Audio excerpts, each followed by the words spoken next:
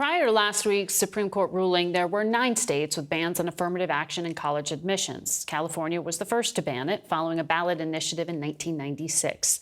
Joining us now is the president of the University of California System, Dr. Michael Drake. Welcome back to the program.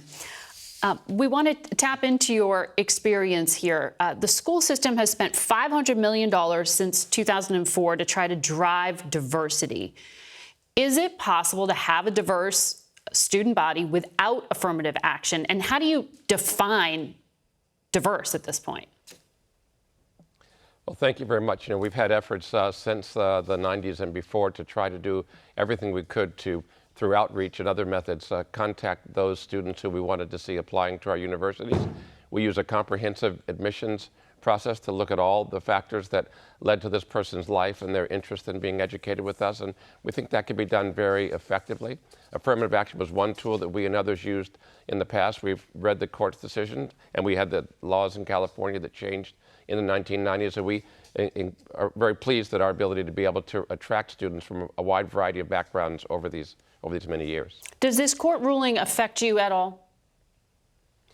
Well, we'll have to see how it plays out in fact. When we had the law change in California in the 1990s, it affected us quite profoundly in a couple of ways. In one way, it limited the way that we were admitting students.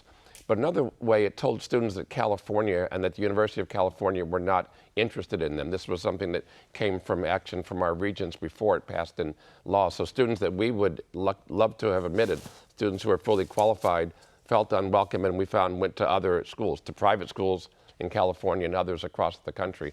This is the entire nation, so it's not, students aren't hearing that we're not interested or that colleges aren't interested in them. And I think that, so it will have less of an effect on us, we think, because it affects the whole country. Well, you've used other metrics or tools to recruit. There's a piece I just read about the socioeconomic disadvantage scale, the SED, that the that UC Davis and the medical school uses. What's an adversity score, and how does that work?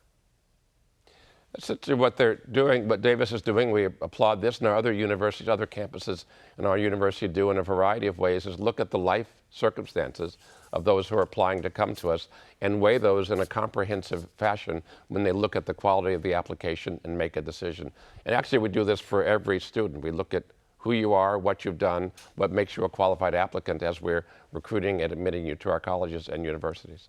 So how do you define diversity? We looked at the undergraduate makeup before affirmative action and then this past fall.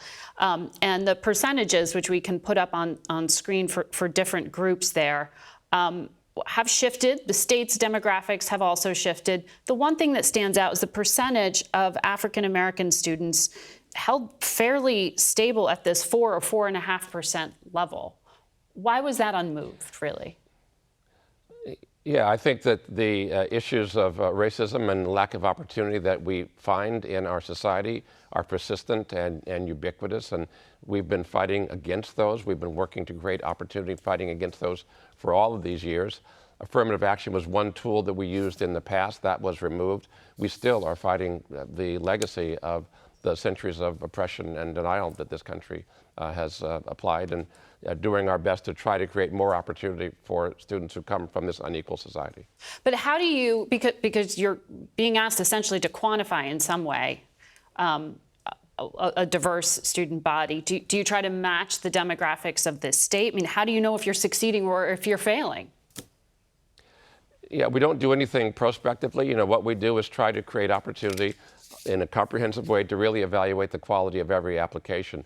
We can look retrospectively and see how the students that we are admitted look like the students that are graduating from California high schools, and we certainly notice if there's a great disparity there, and we work on closing those gaps by doing more outreach to high schools that haven't been sending us students, more support programs to students to make sure that they will apply to us, a number of financial aid programs that help students from low-income backgrounds, a variety of things that are meant to open up the access to the university that we feel is good for us and good for society.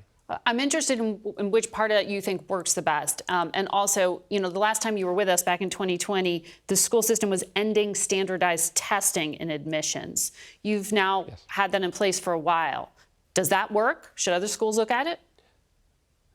Yeah, what we found, I'll say two things about that. One, we eliminated the SAT in 2020. We did that just before the pandemic, but it happened to be implemented during the pandemic, so it's a little difficult to know how much that's affected things versus the pandemic. What we did see was an increase in applications from students who came from diverse backgrounds who were reluctant to apply in the past, even though we may have admitted them. So we're pleased to see an increase in applications from those people. And and our classes are extraordinarily strong. Today our students are doing quite well. So this has been quite a positive thing for us. So you're keeping it in place, it sounds like. Yes. All right. Dr. Drake, thank you for sharing your insights and your experience.